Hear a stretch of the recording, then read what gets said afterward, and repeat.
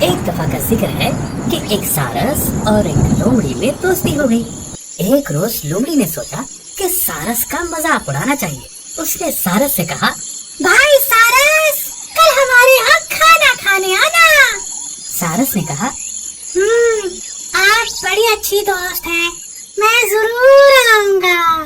جب سارس لومڑی کے ہاں گیا تو اس نے دیکھا کہ اس نے چھوٹی چھوٹی پلیٹوں میں شوربہ ڈال رکھا ہے۔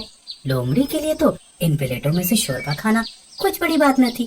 وہ لگی چاٹنے، مگر بیچارہ سارس وہ کیا کرتا؟ وہ لومڑی کی دیکھا دیکھی شوربے میں ٹھونگے مارنے لگا، مگر خاک بھی پلے نہ پڑا۔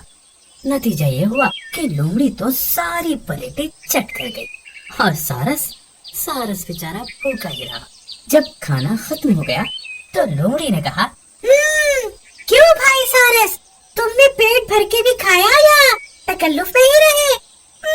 ویسے شوربہ اچھا تھا نا؟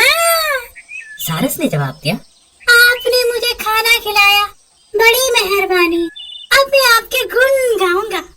ہاں، کل میرے یہاں کھانا کھائیے گا۔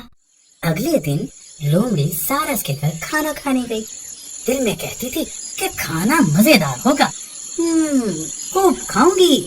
سارس نے بھی کھانے کے لیے شوربہ ہی تیار کیا تھا، لیکن اسے تنگ منہ کے برتن میں ڈال رکھا تھا۔ جب دونوں دوست کھانا کھانے لگے تو سارس نے برتن میں اپنی لمبی چونچ ڈال کر شوربہ پینا شروع کر دیا۔ لومڑی اپنا منہ برتن میں ڈال ہی نہیں سکتی تھی۔ وہ برتن کی طرف گردن اٹھا کر دیکھتی اور اپنا سا منہ لے کے رہ جاتی۔